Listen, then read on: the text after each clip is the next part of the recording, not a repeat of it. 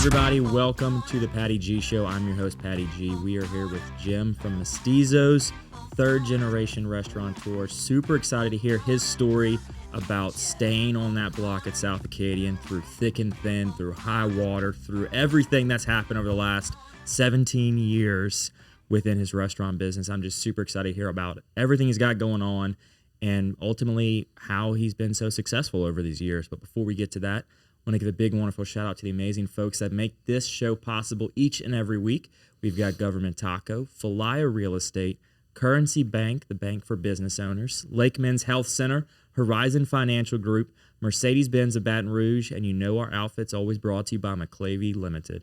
Thank you all so very much. And without further ado, Jim, welcome to the show. Thank you for having me. I'm excited to have you on. Yeah. Excited Missy Torito put us in touch with each other at their birthday party. Yeah. That was a fun celebration and also a fun time to meet you, man. Yeah. So, yeah, you take it for granted. Like I was just having this conversation earlier that, I'm a restaurant owner, but we get to celebrate life with people. And so whether it's in the restaurant or catering off site, we're like part of people's lives. And I know we're going to talk about it, but 3 generations. I've been working in a restaurant my entire life. I'm 53 and I have 45 years of restaurant experience under my belt because I've been working since I was 8. That's impressive. Yeah, I've done my time, a lot of time in this industry. And it's not an easy industry. No, it's challenging. It's different. It's always evolving. It's you have to have a passion for it. And I always tell people as a restaurant owner, it's not a job. It's a total lifestyle because you live and breathe your restaunt. And even when you're closed, I mean, you're doing repairs or you're working on the restaurant. I mean, it's a 24/7 job for the most part. Yeah, 24/7, 365, regardless of your hours. Regardless, yes. So for those that aren't aware, who are you Okay. and what is it that you do at Mestizo's? All right, so my name is Jim Urdiales, and I'm a third-generation restaurateur. I'm the owner, chef, creator of Mestizo Restaurant. It's almost rare that you will not see me in my restaurant. If I'm not in my restaurant, I'm usually working an off-site for something for the business. But it's something I've been doing my entire life. I really do enjoy it. It is tiring and taxing, and believe me, there's a team to rebuild me. I make a joke, I'm like the $6 million Mexican because I have massage therapists, I have sports people working on me, I have chiropractor. It's a lot to repair me to from what I do every day. But Mestizo's, we're about to celebrate our 24th anniversary all together, but we've been on Acadian for 17 years. And I pride myself that Mestizo specializes in Louisiana-Mexican cuisine, and it's my family story. So if you don't know, Mestizo is a Spanish word that means of mixed blood, 2 cultures, which is what all Mexicans are. We're a blending of 2 cultures. And so I read this word in a history book in college, and it kind of stuck to me. And I remember folding the page, and I remember saying, if I ever open a restaurant, I'm going to call it Mestizo, and not knowing that years later I would. And so that created Mestizo. But I preface that most of the other Mexican restaurants in Baton Rouge are doing Tex-Mex. I do Louisiana-Mexican cuisine. So there's a lot more seafood infused in my cuisine. Also, it's kind of something I've been working on the idea, but in theory, I think my menu tells the fuller story of what Mexican cuisine is. Because Tex-Mex is really a derivative, and it's not really, it's something that's more of Americanized. And so true Mexican cuisine for me, it is street food, but it's also gourmet, it's farm to table, it's vegetarian, it's fresh, it's tapas, it's complex, it's simple. And so if you haven't been to my restaurant, you can even look the menu up online. It's a very creative, different menu. It's a journey. I've been working on this menu every year. I'm just doing the edits now on my 24th menu. I like to evolve the menu. I like to tell a fun story. I like to challenge people a little bit to kind of think a little differently when they dine in my restaurant. And it's really fun for me because I'm a very creative person at heart. And so the fact that I get to go and cook and create, I'm even involved I'm known to drink wine, so I do like wine a lot.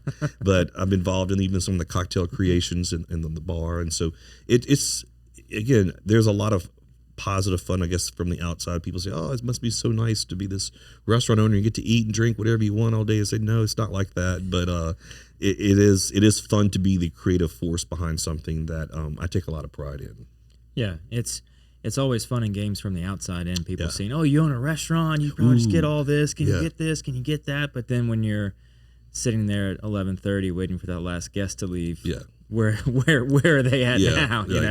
Where are they looking in saying, "Oh, he's still there. It's 11:30. They haven't closed up yet." You got to be there from open to close and make sure that things run smoothly. Yeah. So y'all been open for 24 years. 24 years. So how did you get to that point? You said in college you found the word. Kind of take us through that story. I'm a third generation restaurateur. To back up to tell my full family story, my grandfather came over from Mexico, and the whole family set up shop in Fort Worth, Texas.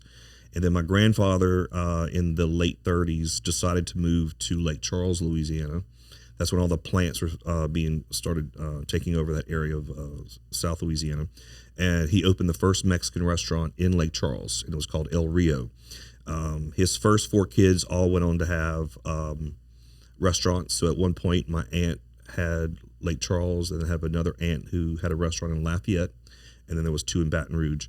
And my father, after he graduated college, left Lake Charles, decided to go work with his sister for a little bit in Lafayette. He was ready to get out of Lake Charles, and he was doing cooking at the restaurant. And so he's a cook, and my mother, who's the Cajun half of my equation, comes in and applies for a job. And I hope no one's offended by this, but my dad always tells a story that my mother came in, and he really likes women with big hands. And he says, your mom came in a very tight white sweater, and she had really big hands. And he goes, I knew immediately I was in love with her. And so they courted very quickly, got married, and then they moved to Baton Rouge. Actually moved to Denham Springs, which is where he first got his first start. And my mom did hair. She was a hairdresser. And then my dad opened his first restaurant, and it was on Florida Boulevard, but he had no tables. And then a few later, he had moved to, it was a counter service, all to go. Then he moved all to go. All to go. And then he moved to another spot, and he had 2 tables. And I don't want to name names, but I had this guy who came and told me this story like 15 years ago. He said, ask your dad about milk. And I said, milk? He said, yeah, go ask your dad. Well, back in that time, Denham was a dry county, or dry parish, I should say. Okay. And so people would come to my dad, and, he was like, hey, Mr. Carlos, I'd love a glass of milk. So Dad would go in the back, and milk was code for a canned beer in a styrofoam cup with a lid. And if you ordered skim milk, it was a margarita in the styrofoam cup. And so when I asked my dad about this story, he's like, what the hell? Who told you this story? And I said, yeah. I said, how do I not know this one? He goes, you don't know everything. I had to get your ass out of Denham Springs, get you to Baton Rouge, for God's sakes. And so then they moved to Baton Rouge and opened up in Florida, Broadmoor. And so he was there for a few years. And then my dad, his last restaurant location was on the corner of Florida and Airline. He opened in 77. It was 2 months before Cortana Mall opened up. And it's people who are my age know that was the center of Baton Rouge. So that's prime real estate. That was prime real estate. And so Dad opened in 77, and I'm 7 years old. And so my first job was a dishwasher at 8. And Mr. Klein Peter loved me telling this story. I had 3 Klein Peter milk crates in my 3 compartment, and I would stand up and I'd do my pots, move to the next one, get up and down, and that's how I got my start. And my dad always joked, I said, yeah, I made $3 a night washing dishes. And I was like, okay, but when you're a kid, $3 is a lot of money. And then I moved to a busboy around 11, and then it's probably somewhere around 14, I became a server. So you were washing dishes for 3 years? Yeah, on weekends. Yeah, weekends. Okay, so on weekends. Yeah, just on weekends. Not during school weeks. I mean, just on the weekends, I'd wash dishes and make some extra cash. And it's funny. I applaud my dad because he taught me how to make money and manage money.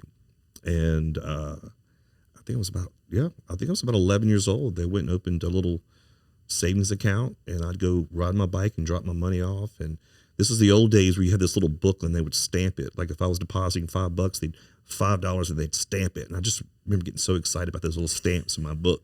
And I still have that little booklet. I saved it. But so the stamp was just like $5 has been deposited? $5 been taught on this date. Oh, and it was okay, certifying so that. So that was your receipt. So it's like what they give now as a print ticket. Right. Back then they would just stamp your deposit book. And it was a little book. Yeah. It was pretty cool. I mean, that's the fact that I get to look back and see, man, I really worked for those $3 or $5 or whatever. And but anyway, my dad, I remember this was kind of a big thing for me when I look back. So he opened in 77, and around 82 was the oil bust of Louisiana. And basically Louisiana lost about a fourth, if not a third, of its population because the state was so dependent on oil and gas. And my dad, I just remember thinking, oh, wow, what's going to happen? And so Dad very smartly pivoted, and we went from Carlos's Mexican food to Carlos's Cajun Mexican food. And so what he did is he incorporated a lot of my mom's family stuff, and that's where the seafood kind of started getting infused in our food. And Dad really had the most incredible clientele. I look back at that, and he really cultivated this beautiful restaurant that, I mean, people felt special at. They became part of our family. I mean, it was an extension of our living room.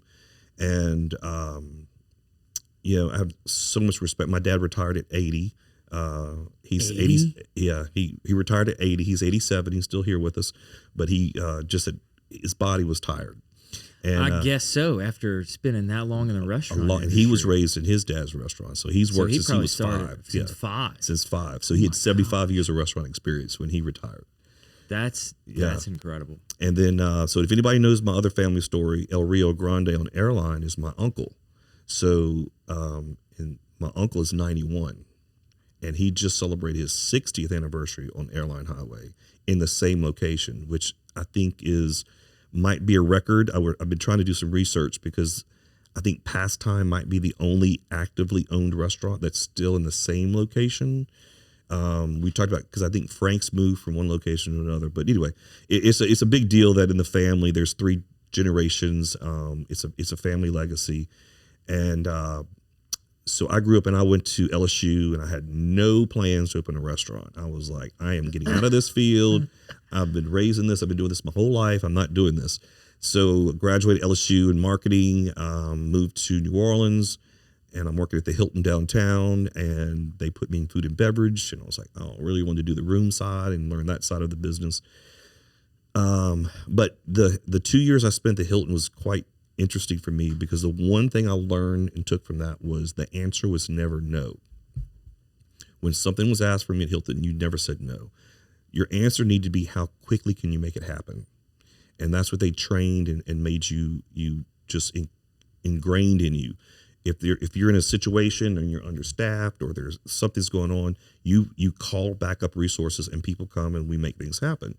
And I just remember that was a great life lesson for me. And so at the young age of 25, I had a midlife crisis, and midlife crisis at 25. Well, I guess since you've been working since you were 8. I mean, I'm due for one at that point. 17 years in the business, like, right? At that Lord, point, I got to have a breakdown at some point. Yeah, people with a 17-year-long career, I'm sure they have a decision, change it up, and mix things up. So, yeah. Okay. And so that was mine, and I just remember, I don't know if I'm really happy, because the thing for me was I had 5 bosses above me, and being a creative person, I came up with some visions and some ideas, and I'd implement it, and I sent it to higher up, and it would go up a few levels and say, this is a great idea. Well, then the big boss shoots it down, and then you're dead in the water. And I remember thinking, I don't think this is my happy place. And I remember looking at the people who were 10 years older than me at that time, and they all seemed kind of miserable. And I said, so I don't think I want to be a miserable person and give all this time and energy. Fair assessment. And so on my 25th birthday, I'm at home. I talked to my dad. I said, look, I think I'm going to resign my job. And if you're cool with it, I mean, I've always cooked with my dad. I said, but I want to just come and cook in the kitchen. And I'm not guaranteeing I'm going to stay. I just want to figure out if this is what my calling is. Something's telling me I might go this route. And so anyway, I came back and worked exclusively in the kitchen and basically learned all of my dad's things. And, you know, in hindsight, you know, it's funny to use the word chef because I didn't go to culinary school, but some of the better chefs or good chefs I think of out there that people think of never went to culinary school as well. It becomes something that is part of you, that you cook and you can feel and you can kind of tell when things are working. And, you know, and just, you know, spend a lot of time in a kitchen, you start to kind of learn things about how things work. But as it went on, I remember I applied for some big corporate jobs. I kept getting turned down. In my office, I actually have my last rejection letter from Houston's in New Orleans that rejected me. And also had applied for the Cheesecake Factory in California. And I just remember thinking, I am college educated. I'm good looking. And I'm talented. Why the hell aren't these people hiring me? Right. And it just, I remember one day I just got that second rejection letter, and I remember it's a clear day. I'm chopping onions in my dad's kitchen, and this clarity came in my head, and it said, Jim, you're going to open a restaurant, and I'm going to reveal to you why later. I said, okay, all right. God just spoke to me. That's very odd while I'm cutting onions. So Dad comes in and says, so what's going on, son? I said, well, I think I'm about to open a restaurant. And he goes, oh, okay. So I started the process and put my feelers out there. And so how do you start the process? Can you walk us through how do you start the process of even beginning to want to open a restaurant? I mean, obviously you wanted to, you know, cutting the onions, you're told, right, open a restaurant, build it, and we will come. Right. So how did you start to go down that path? Yeah, you know, it's kind of complicated. First off, you have to worry about the money. And right. So, I laugh at the fact that I opened my first restaurant on Sherwood Forest with a $75,000 budget, which is unheard of now. What year? 1999. That's still unheard of, even with that point in time. So $75,000, that was your 75, and it was 3 different loans. And my dad signed for one. I had co-signed on something. I forget what equity I had on that. And we somehow piecemealed this third part together. And I mean, I met with everybody. I met with the bankers. You know, then I'm working with, and I did all the scouting myself. I worked everything up and down Sherwood and Coursey. And that's kind of the area I decided to go with. And then I lucked into my first location was an Old Tasty Donut on the corner of Sherwood and Coursey. It's now Dang Tuan. It's a Thai restaurant.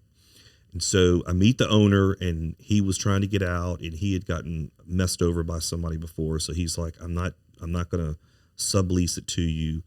And so I just started feeling kind of beat down. And then I had this little surprise thing that happened in my life. I had a son that came out of nowhere. And that's a, you know, different story for different time. Story, different time. Got it. It was like, got surprise! It. So anyway, at that point, I'm like, I got to get really serious. I got to make things happen. I'm responsible now for another adult. So I remember I went to the owners of the building. I went to their house, and I sat there and I said, look, here's my cards. This is all I have. I have $75,000 to play with. This is all I have. If you will work with me and I get why you're burned, I'm going to put a $20,000 deposit down with the guarantee that I will buy the building and the land from you within 2 years. If I don't, then you get to keep the $20,000. Yes, I was at this point. I'm desperate. I'm like, I'm gonna make things happen. So, $75,000 loan. $75,000 loan. I put $20,000 down. How much was the building worth? Well, that was a good question because at that point they had tried to sell it before, so it was appraised at right at $200,000. So I came in $10,000 good faith deposit down for the anticipation that I'm gonna buy it. That you're gonna buy it in two years. 2 years for a first location that you've worked in restaurants all your life, right? But you've never opened and done the back end of the restaurant business. Nope. Bold. Well, but the only thing that helped me was it already had a commercial kitchen. Okay, so the renovations. So very limited remodeling done. I mean, I remember we spray painted those ceiling tiles. I did have to take out all the donut stuff. But I really went in and spent, and I had a lot of used equipment I'd been accumulating. So, and to this day, I mean, I laugh at this. I was in over my head. I was trying to figure it out. 20,000. I'm gonna buy this building from you. I'm gonna open. I spent about 25, 30,000, and I still had, roughly around 20,000 left in the account. But I was the only cook. Wait, you finished all the renovations for 25 or 30,000? Yeah. I had friends come in. I had everybody. I remember, and I look back at the story. The Sunday before I opened, because I opened March 1st of 1999. It was a Monday, and over that weekend, I had all my old fraternity brothers come out. They drove in from all over, and they let's figure out what you do. My sister-in-law's family came in. They were chopping stuff on top of us doing work. My brother was there. I mean, everybody who had any part of my life said, "We're going to help you." And I was just, I was so exhausted. And so we got it open, and it was by the luck of draw. And I'll never forget my very first day. I'm opening for dinner, and I'm the only cook. It's just me in that kitchen by myself. That's it. I had me and one dishwasher. That was all I had. So we need, let's paint the scene of the restaurant here. How many people could you seat? I had 15 tables. 15 tables. Were they 4 tops, all 2 4 tops? tops. Okay. I had 15 parking spaces. So everybody's got a carpool. You better carpool. So 15 tables, 4 people. So 60 Yep. customers at one time. Correct. And you were only dinner? Well, we opened the first night of service was for dinner because I couldn't get open for lunch yet. Gotcha. Okay, so only dinner. So we opened up, and I am so mentally exhausted because I have not slept and I've been up all night. And so even though my first menu was a redo of my dad's, I renamed all the dishes. And I will never forget the first ticket coming back, and I'm looking at the ticket on the line. I'm like, I don't even have a visual in my head because I haven't even studied my own menu. And I remember looking like, oh my God, what the hell did I do to myself? So I'm looking at the dish name because that's what the server wrote. And I'm like, okay, all right. Okay, I got it. And I remember I was so tired. And that first night was so rough. And I always remind myself the first 30 days I was in business, I had my first lawsuit. I had my first workman's comp claim, and I had a termite infestation break out on a Saturday morning. And I remember then the first 30 days, I was like, it's not too late to get out. It won't cost you that much. Just, if you want to get out, just close it now. This is maybe more than you're ready for. Okay. So can we talk about any of those? Yeah, you can talk about that. Yeah. So I'm first curious about the lawsuit. What happened there? You're barely not even 30 days. What happened? Not even 30 days. It was a gentleman who the backstory was suffered from severe vertigo. Okay. And didn't take his medication and was not supposed to be drinking. And he had 3 of my large margaritas, and we had not put the carpet down on the floor yet. So I had these booths. Oh, when I'm telling you, I got creative. I went and bought all used equipment, even in the front. But it looked nice. I mean, the restaurant looked really nice. But we still had a tile floor. And he was in these big chairs. And I just remember I went and talked to him, and he was kind of leaning, and the chair was not really meant to be leaned on like that. And he was kind of a portly guy.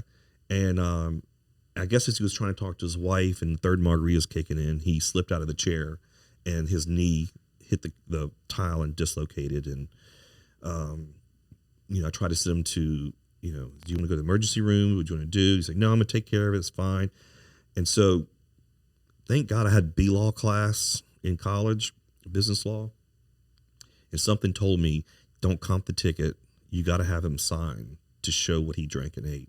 And that became something in the lawsuit, that acknowledging how many margaritas he had, and he in the vertigo medicine. It was very complicated. Wait, but no, that is genius. Yeah. The signing of the ticket, because normally if something happens in a restaurant, the first thing is we're going to comp the meal. Comp it, so sorry. But so it's an admission of guilt at that point around in the ticket. Because you drank 3 large margaritas. He had 3 large margaritas.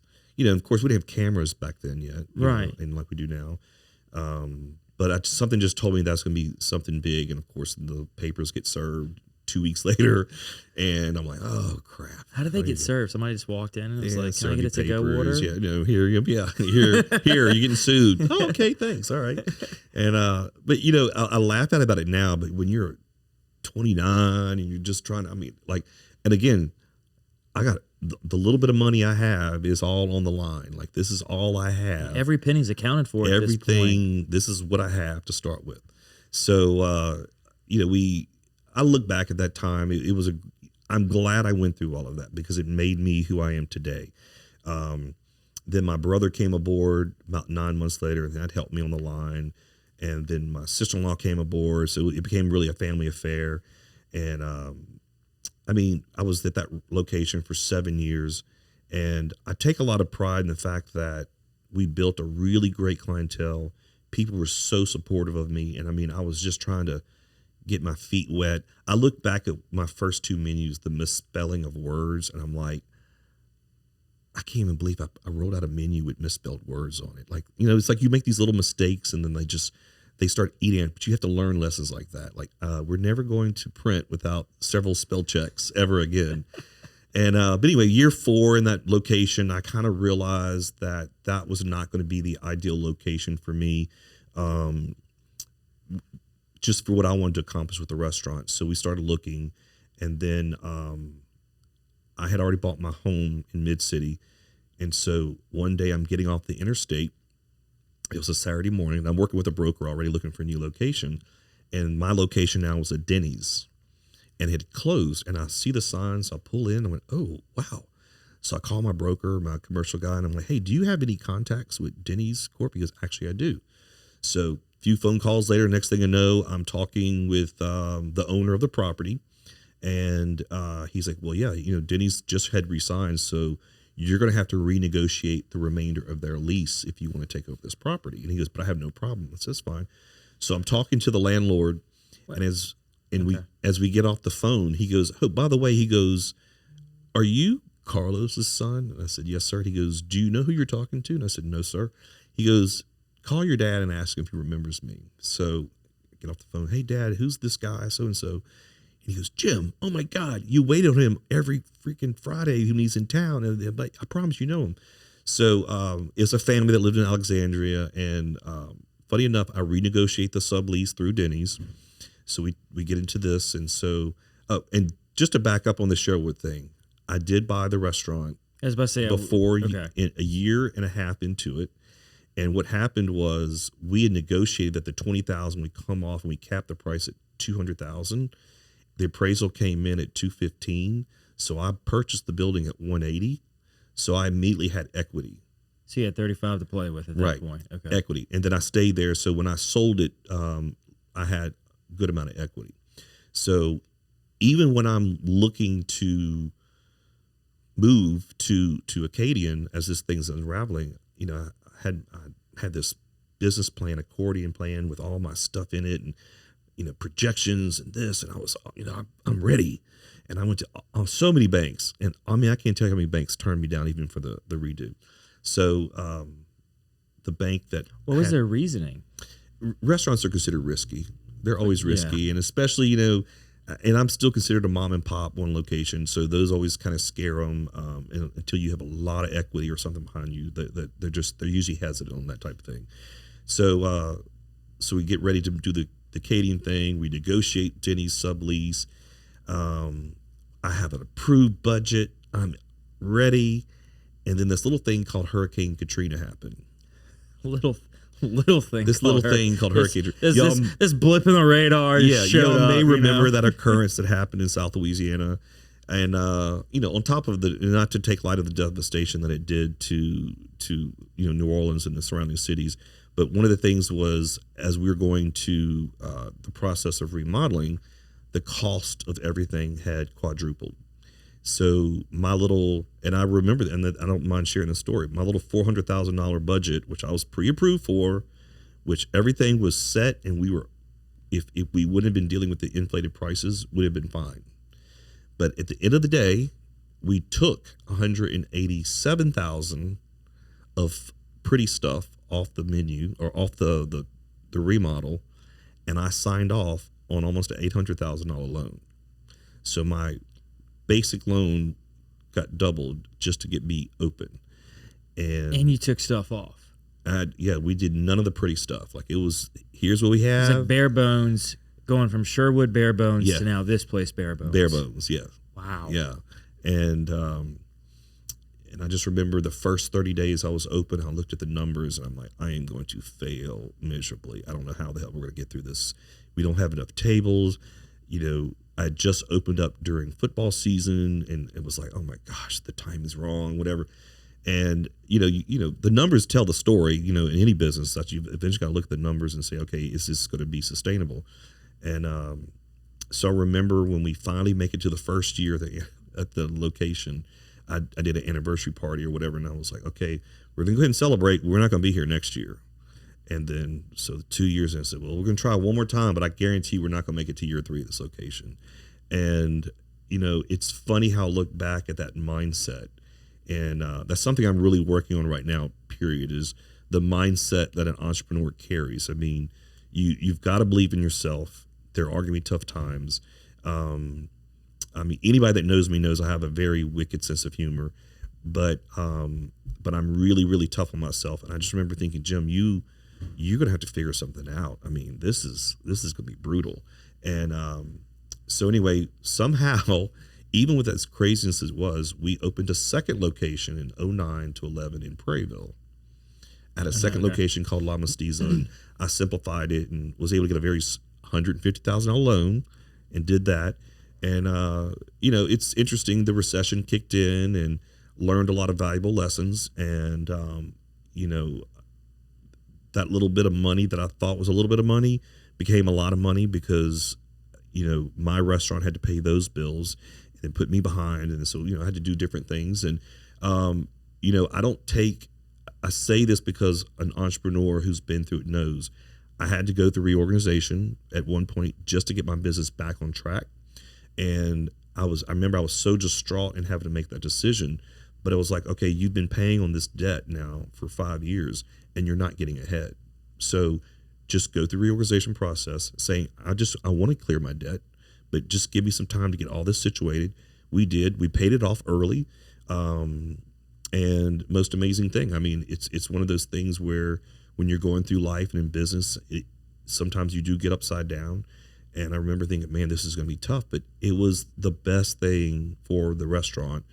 And we were able to get everything paid off. You know, I tell people, you know, to be business, and then going back to my 17 years on Acadian, you know, as we're finishing that up, then this little thing starts in 2016 with the floods start. And we went through 4 floods in 5 years.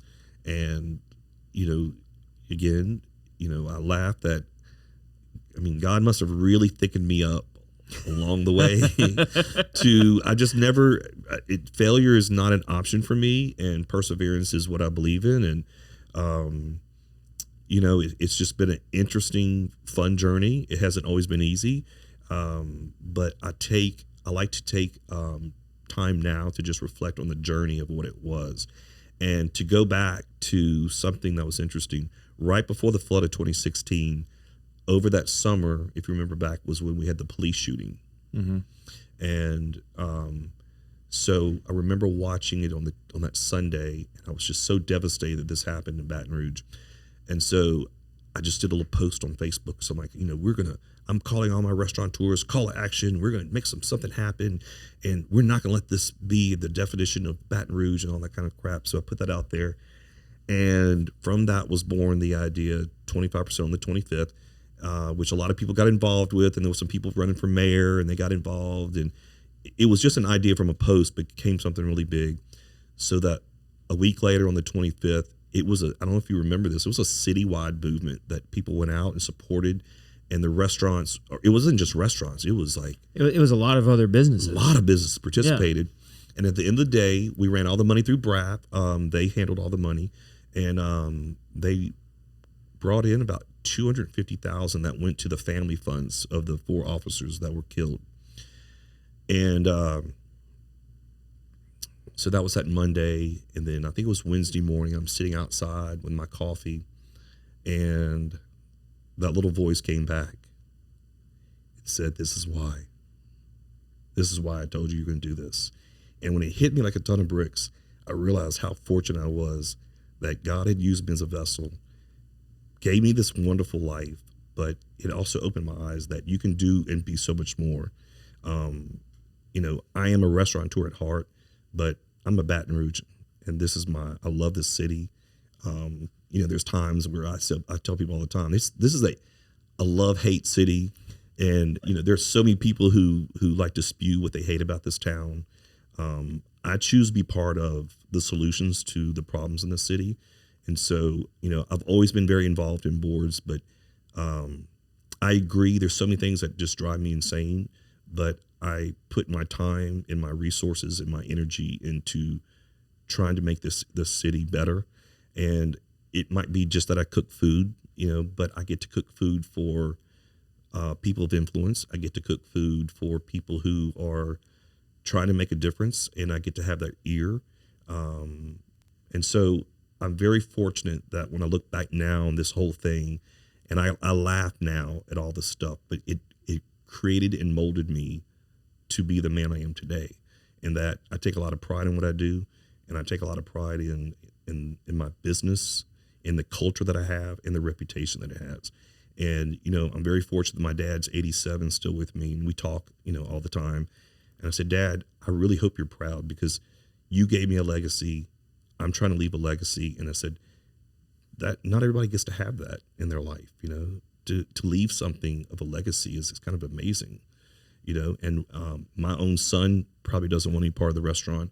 I have 2 nephews. I'm hoping one of them does. And if they don't, that's fine. But the fact that, whenever the end happens for Mestizo, I think people will have great memories and great stories of what they got to share, the events they got to share at our restaurant. We did that addition 5 years ago, and I remember the first year of the room, we hosted a 20th, a 30th, a 40th, a 50th, a 60th, and a 70th birthday. I had a wedding, I had baby showers, I had receptions, I had everything. And this is just my sense of humor. I remember thinking, I've done everything in this room except for bar mitzvah. And I've got a synagogue right down the street. And I said, I need my Jews to step it up and give me a freaking bar mitzvah, okay? And but that was just a little. Did it joke. ever happen? No, I still haven't had one yet. But it's just funny because advertise over there. Hey, open for bar mitzvahs. But the room that we get to share all these great events with people is kind of it's an amazing thing, and we're there. I mean, even today, one of my really good customers, his father passed away over the weekend, and we're already like, okay, we're gonna bring some food. In the South, that's what we do. We got to bring some food. We got to make sure they're okay, and let's figure out what they need and when they need it, and that's just who we are. And I'm glad that even my whole staff are like, oh, we got that for, Mr. So-and-so, because, it's a bad time for him. And that's just who we are. Yeah. And I think it's, especially it's kind of like heightened in South Louisiana, but it's across a lot of the hospitality industry. They're one of the first ones to jump at the gun of saying, how can we help? What can we do? Even if it's bringing a warm plate of food, that's what we got. That's what we can bring. Right. And then when COVID hit and you had to shut the doors, I was happy to see the turn of the tables where everybody said the restaurants were always there. Yep. They were always sponsoring your little league basketball jerseys. They were always the ones in the back. They're always sending food somewhere. Right. Let's see what we can do. And that's when the gift card fund came around. Yep. And people started buying gift cards and getting to-go orders and trying to send that money back in because it completed the circle of people here in town saying we want to help and everybody's going to help. Right. And the businesses come out and help, and then when the businesses need help, the people show up most of the time. And they're there to say, we're here, we're supporting you, and we're all going to get through this. And that's the part that I love about Baton Rouge, is when people do come together like that to create and continue to push the scene that we all know as locals what it is. And so it's how do we then showcase all of that across for everybody else to see, because some people may not understand what we do and how we do it here in Baton Rouge. It's funny, I go back a lot and talk about 2020 and what a crazy year that was. And you think about it, like you're saying, we go through a flood in 2016 and that's local, or we might go through Katrina and it's national news. But when you go through something where it's a world shutdown and all of a sudden you realize you only have your local neighbors to rely on, like there's nobody else. It's just the local. They all can't come help. They can't go out. So you got to stay local and get the people. And, you know, I think back, and when I'm talking to people about that, so I said, if you did not learn anything, or if you did not reevaluate your business, your personal life, your spiritual life, if you did not reevaluate everything in 2020, you totally missed an opportunity of a lifetime, because it gave you time to reflect. And, you know, I'll tell you, me and my partner, we would get up on Saturday and Sunday and do these 1.5 hour walks, and we would just talk. And when you're talking, you know, when you're talking and walking, and sometimes the conversation will get uncomfortable. You can't run. You just got to keep walking.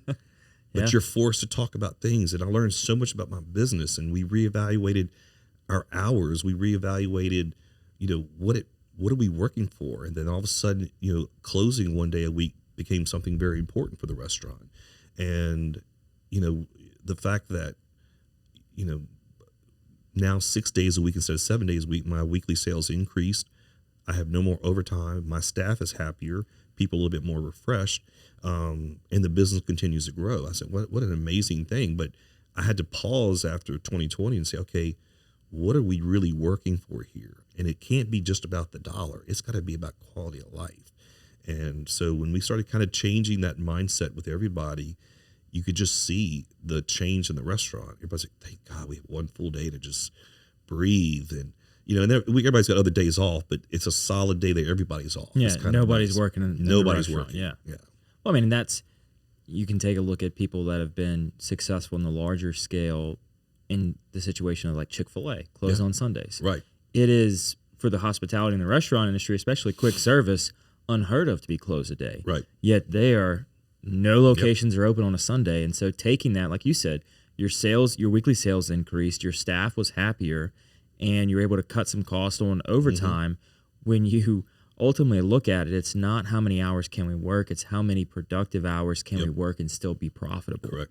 You know, and so cutting back on that time, your staff is refreshed, they're able to come in and work better, which means they give a better customer experience because they're not dragging through the shift because they've been working a double, or they've been working, you know, every day that week, and they're just trying to get till the last customer walks out the door. They're now refreshed and able to bring that environment and help those memories be made so much better than if they're coming in and they're just dragging the whole shift. Yeah. It's life-changing. Yeah.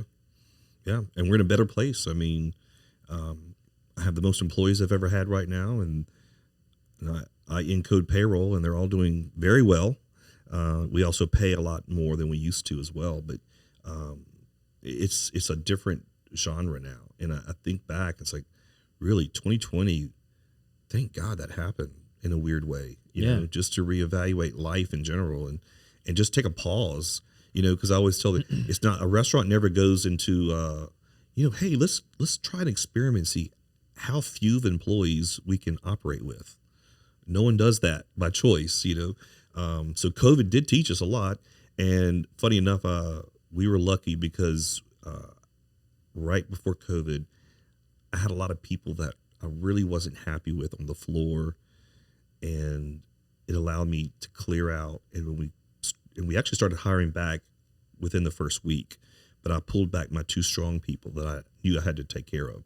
And I got them involved. And then when we started to open up, then we changed our mindset about how we're going to train and bring people on the floor. And that has been the biggest difference. So now we spend the dollars actually fully training any server before they go on the floor. And so that they're more of a true salesperson, and they understand the menu and the food, and they go through a rigorous training program.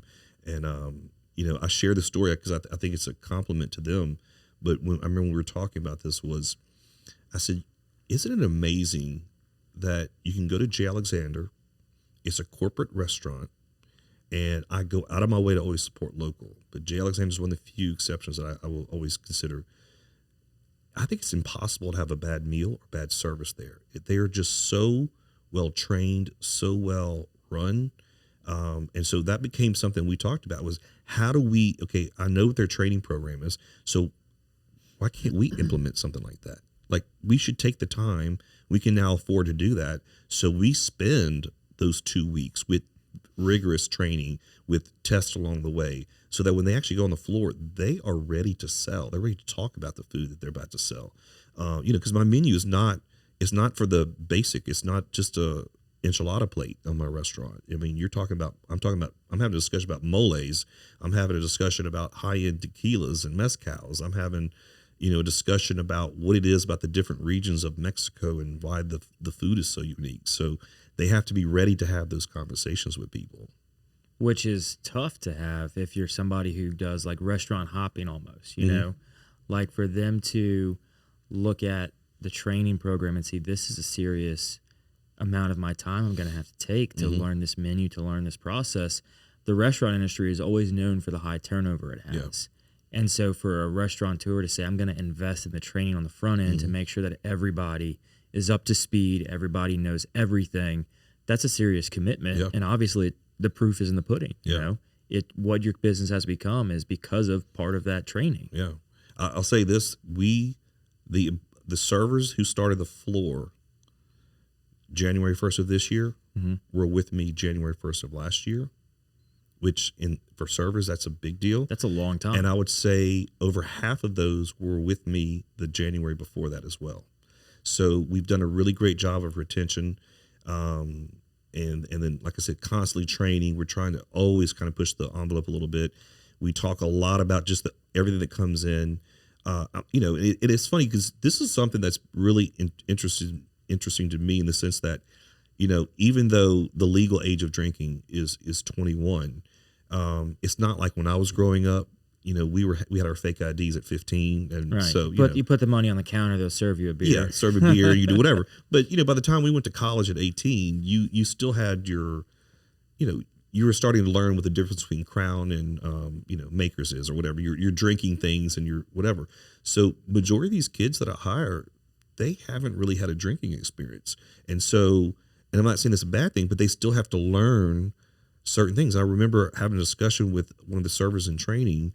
And he's like, okay, so it's white wine and red wine. And I was intrigued by that. And I didn't understand what he was saying. He didn't understand that Chardonnay was a grape, that Pinot Grigio was a grape. He didn't know the Cab was, he didn't know, he just knew white and red. Yeah. And so he just thought Chardonnay was like a name or something. It was like a style. Like a style. A style of wine is Chardonnay. That Chardonnay style, whatever. And I remember thinking, oh, wow, okay. It's not their fault because they just haven't really been exposed to this. So we do have to do a lot of 101, almost remedial sometimes. And not every one of them to have full knowledge, but what we're trying to do is get a culture where the resources are there in the restaurant for them to learn. And so we're posting training, covering issues. I like to do tastings, especially with wine, because one of the things I take a lot, we have a really great wine list at my restaurant, and it's not a lot of wines, but the wines that are there are really good. And I always, when I talk about it, it's like, Mexican food pairs with beer, but Mexican cuisine pairs with wine and cocktails. And so that's why what we do is we focus on elevating the conversation. And I'm not going to say I'm the only one, but I do say that, or I can state that my restaurant, our house margarita is 100% blue agave tequila. I don't think most Mexican restaurants can claim that. And most people don't even know what that means. So what does that mean? It means that it's a pure tequila. It's not a blended tequila. I don't name any names, but there's this restaurant that claims to have a very great margarita, margaritas, but their top shelf, because it's on the machine, is Pepe Lopez, which is a well tequila. Well, they're charging a higher price than mine. And if you're putting Pepe Lopez on a top shelf, I can only imagine what you're serving in your house. So you're not even bragging about 100% blue agave tequila in your top shelf, which is what you're supposed to be paying for.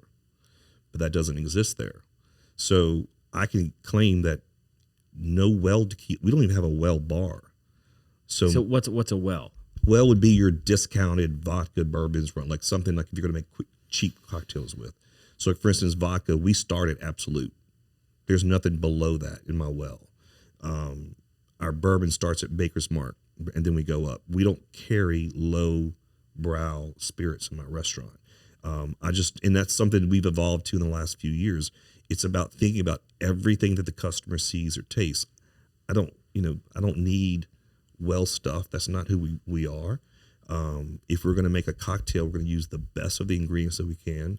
If we have to charge a little bit more, I'd rather do that than, okay, let's bring in, a cut rate vodka or rum or tequila to make a cocktail. I said, then what do? You just frou-frou it up with sweet stuff and that's your cocktail? To me, that's not a real conversation. Yeah. And they wake up the next morning with a strong hangover and they're like, why's my head hurt? Yeah, I'm not going back there. Yeah. Had some cheap drinks and it wasn't a good experience. But they're going to go back anyway. So, I will say on the side of my margarita machine, we put a little sign that says, life is too short for an inferior margarita. And that's all I'm going to say about that. I love it. I love it. Knowing the audience and knowing what you can claim. There you go. That's like it is. If you want the best, I'm going to try and serve you the best I can. Yeah, and that's taking pride in the product and taking pride in what people are going to consume and having that experience of the consumer mentality over what's going to have the highest profit margin. Mm-hmm. You got to have that balance, right? You got how can we make money but still serve what we want to serve? And most of the time it comes into just, we got to bump that price up a little bit. So you have to then educate them on why your margaritas are more than the next person's. Mm-hmm. And it's getting down to that. Mm-hmm. Well, here's the ingredients. Here's what we have. Here's why we did it. And here's what it turns out to your tasting whenever you're enjoying it. And this is why we validate our prices. Yeah. If you're not able to beat them on price, we say we got quality. And we can claim exactly what we're claiming. So I love that, man. Well, we've it's we're about at an hour. What? So wow. as we this could be a 4 or 3 hour podcast, but as we kind of start to wrap things up, we do have a set list of questions we like to ask. And I'm very curious on one of the questions what your answer will be. And we'll get to it. Okay. So the first one is, what is something you did as a kid you wish you could still do today? I know this answer off the top of my head. I told my son this. The fact that I would ride my bike up and down every street in Broadmoor with just the most carefree life. And I miss those days where we just ride our bikes everywhere. And it is the old saying, you would just get home before the sun went down. And if not, you were in your friend's house and you got the phone and their mom to talk to your mom and say, he's here. We'll drive him home after dinner. We're going to eat pizza, whatever. But man, that freedom of riding those bikes, I miss that so much. Yeah, just that carefree be home when the street lights come on. Yeah. And I saw somebody that I'm friends with on Facebook the other day posted I guess the modern day version of it. And they were like, this is greatness. It was a Friday night or Saturday night. And they said, look, parents, I'm posting this on Facebook. If your kid's electric scooter is in our parking lot, they're here. And I was like, this is the modern day equivalency of that. Yeah. They're like, the kids are out here playing basketball in the driveway. If you see your kid's scooter, they're at our house. Yep. Like, I was like, that's people are trying to get back to that almost. I feel like with their kids that they're bringing, they're saying, we used to do this, we used to do that, and trying to incorporate it. So I'm right there with you. Yep. So being in the restaurant business for as long as you have been, you've learned a lot. And then opening your own, you learned a lot within the first 30 days of opening your first location. Yeah. So what are 3 lessons you've learned along your way? Plan. And I always tell any future restaurant owner or even business owner, it starts with a business plan. You can't go in blind unless you have an idea of what your rent, utilities, insurance costs, possible labor. You've got to at least start putting things down and understand what you're about to put yourself into. A business plan is number 1. The second most important thing, and this is the God honest truth, you better have a really strong CPA, lawyer, and banker always in close by. And I cannot undervalue My CPA is more than my CPA. He's one of my closest friends in life. He's in my will. I mean, he is such an integral part of my business. Thirdly, and is believed invest in yourself in the sense that training and research is never done.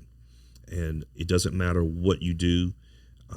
For me, I do a lot of traveling in Mexico just to get inspired creatively. Right now I'm investing a lot in my managers we're going to seminars. We're going to think, I want us all to be challenging our minds, our bodies, our souls to just continue to be the best you can be. So I think investing in yourself and in your people is key. And that's something that takes, you have to be open a little while, but I still think any type of research that you can do for yourself or investments is wise money spent. Yeah, well, and if it's in the beginning where you can't afford it, Google. Invest in just time, reading and learning your craft as best you can if you can't afford to pay to get that level of self-investment. Yep. So this is the question I'm curious about. Okay. What is something you love about Baton Rouge? Now, before you answer it, we've had a lot of people on the show, and they've given a lot of people have always said the people. So I'm curious if you're going to have an alternative to that. The first thing, there was a first thing, but I was going to go a little bit deeper than that in the sense that it's something that this is a big, small town. And the fact that, you remember the old term 7 degrees of separation? Mm-hmm. I mean, Baton Rouge, it's a half degree separation. If that. I mean, half degree. I mean, we start a conversation with, where'd you go to high school? What's your mama's maiden name? Oh, what church y'all go to? And immediately you can go back and connect a dot on how you are somehow either related or, somebody knows somebody.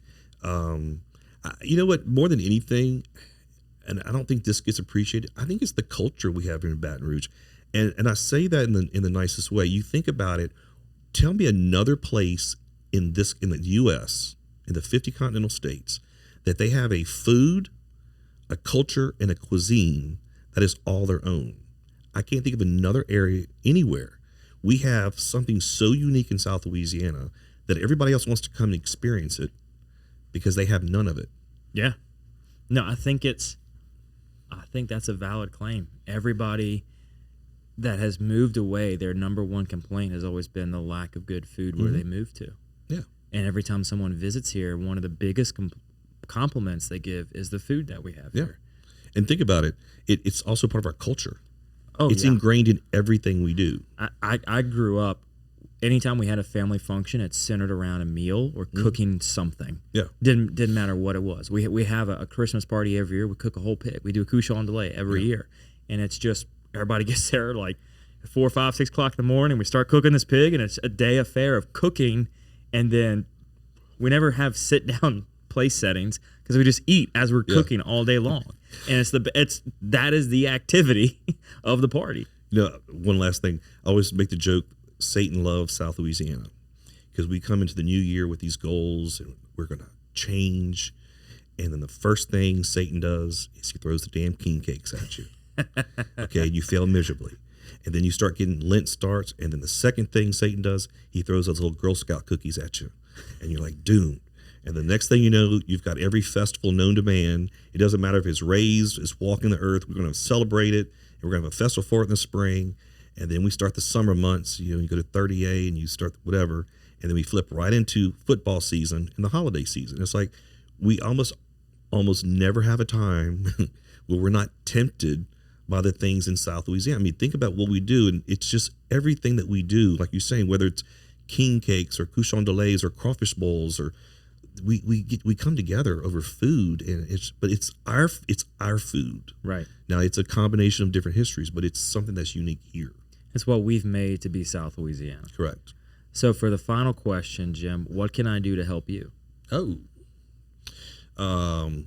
Well, I think you just did it. You're exposing your audience to Mestizo, and if you haven't been, I encourage you to come by. And one thing I love the most is we're getting so many new customers, and I'm seeing such a diversity in my new clientele.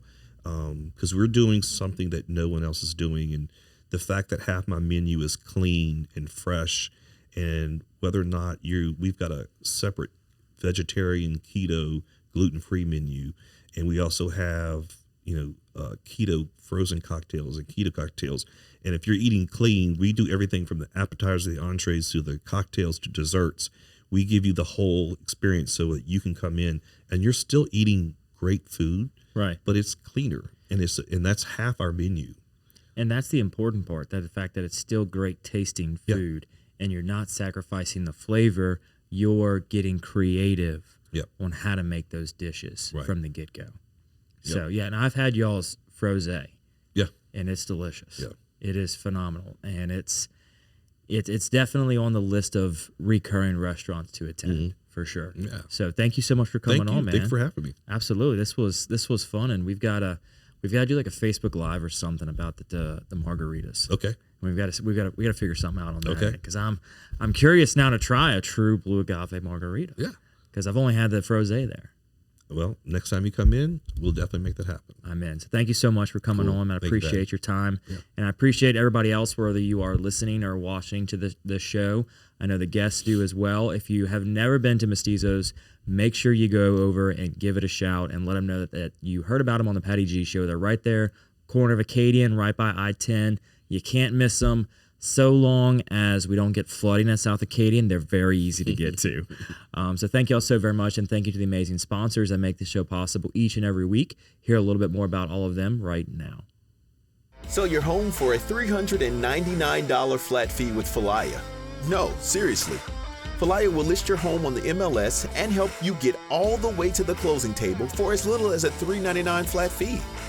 Our online platform is insanely easy to use and will save you thousands. If you're thinking about selling your home in 2022 and want to keep more of your hard-earned equity in your pocket, you need to check out Falaya. Falaya. Thank you all so very much for listening to this episode of the Patty G Show, brought to you by Government Taco. They're located on the corner of Government Street and Jefferson Highway. Jay is always slinging up a new taco of the month, so if you're a frequenter to Government Taco, let us know in the comments what you thought about this month's taco of the month. If you're not a frequenter, maybe trying out this month's taco might just convert you. Big thanks over to them at Government Taco for making the Patty G Show possible. Imagine taxiing on a plane looking toward the end of the runway. It seems so far away, it's even hard to see it. And that's what the concept of retirement probably felt like when you were in your 20s, 30s, and 40s, way far in the distance, not visible or even a concern. But as you turn 50, something happens. Retirement suddenly seems like something real, something not too far away. In your 50s, you are rolling down the runway. Retirement is getting closer and closer, faster and faster, weeks and months zipping by. But are you even ready for a successful takeoff to retirement? Fear not, there's still runway left. But the time is now. Time to make progress, and time to get a plan. The Runway Decade will help you get organized, get energized, and give you the direction you need to take off to your desired retirement. The Runway Decade, building a pre-retirement flight plan in your 50s. Thank you to Mercedes-Benz of Baton Rouge for making this show possible. Nick Pentis is a past guest. We love having him on. Listening to him talk about the culture they have over at Mercedes-Benz of Baton Rouge is really an incredible thing to hear. How they treat not only their employees, but every customer that walks through the door. You are more than just a number to them. They're going to give you that white glove concierge service every step of the way. They're going to make you feel like family and take what can be a stressful time in people's life, shopping for a car. They're going to make it so enjoyable and so pleasurable. You're going to want to go back there time and time again for every new vehicle. Thank you so very much for Mercedes-Benz of making this show possible. Thank you to our wonderful sponsor, Lake Men's Health Center with Our Lady of the Lake Physicians Group.